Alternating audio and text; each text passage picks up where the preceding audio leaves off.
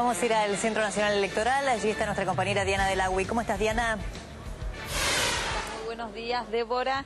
Y este domingo votamos por primera vez los argentinos primarias abiertas, simultáneas y obligatorias. Todas las personas, incluso aquellos que hasta el 23 de octubre cumplan 18 años, van a estar en los padrones, tienen que revisar entonces dónde votar y van a poder entonces participar de las primarias abiertas. Son obligatorias, tenemos que votar todos los argentinos, Débora, que algunas personas siguen sin saber si tienen que hacerlo o no, porque muchas de las personas también se preguntaban si no era nada más para afiliados a partidos. No, afiliados a partidos o no, todos los argentinos deben votar este domingo. Para más detalles nos acompaña el director nacional electoral, Alejandro Tulio, que hace mucho hincapié en esta obligatoriedad para que todos los argentinos se presenten en las urnas el domingo.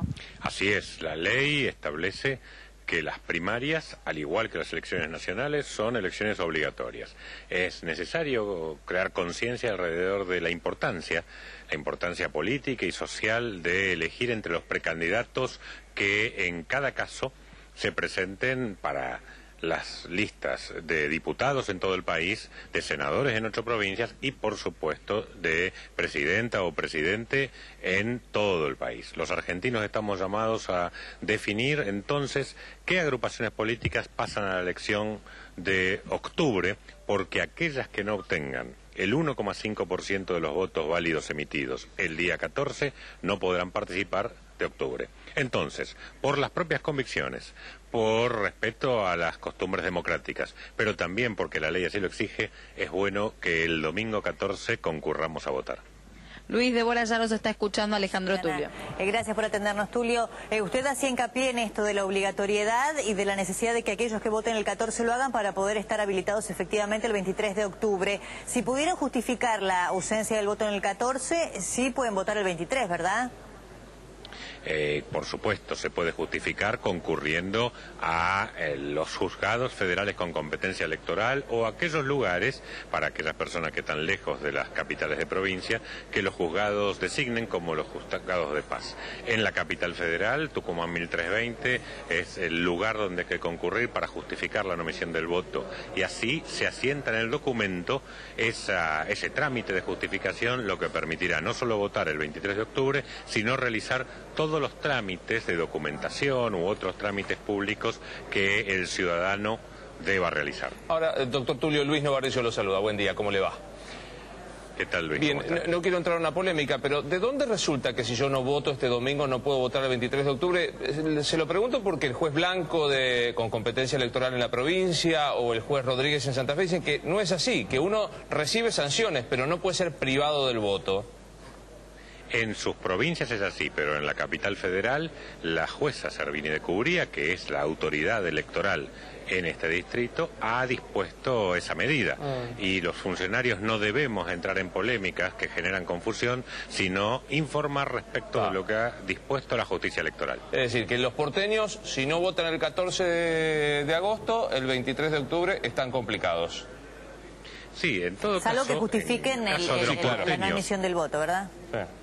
Si me permiten, en caso de los porteños y los de todos los argentinos, tenemos el deber, tenemos el derecho, y en cualquiera de los casos tenemos que justificar la no emisión del voto mediante este trámite que acabo de describir, porque hay otras consecuencias que también son molestas o negativas para el elector. Sí, no renovar documentos. Pero por otro lado yo creo... Hay que ir a votar. Yo comparto con usted que lo que hay que hacer es ejercer el voto, tomarnos esta pequeño trámite de hacer lo que es nada menos que la base de la democracia. Sin que parezca ansioso el que le habla, Alejandro, recién decíamos que a las 21 vamos a tener la primera carga de certificados, esto lo decía el ministro de Interior.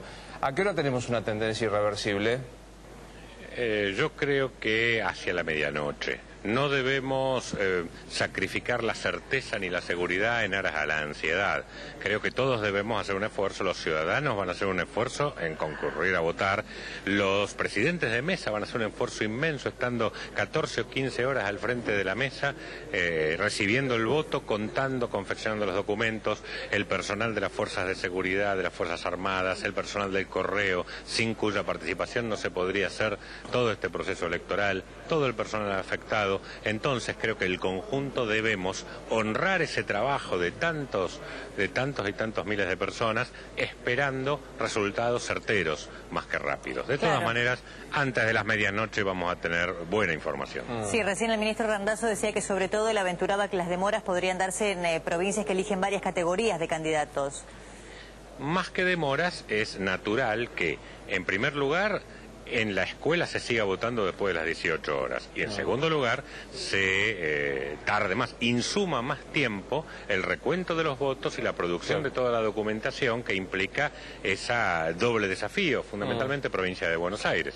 Entonces debemos esperar que hacia las 11 recién empiecen a entrar los datos de provincia de Buenos Aires, y eso va a estabilizar la carga y permitir entonces sacar conclusiones. Ya lo he explicado, pero me parece que es importante. Hay un filtro que es el 1.5% de los votos emitidos para poder participar del 23 de octubre. Mi pregunta es el 1.5 de la fuerza o de cada una de las categorías? Ejemplifico, nos presentamos en el partido Débora Plager y yo.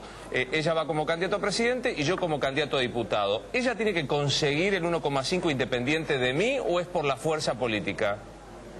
No, es para cada categoría, es por la fuerza política, pero para cada categoría. Entonces, los candidatos a presidente deberán obtener el 1,5 de los votos de todo el país.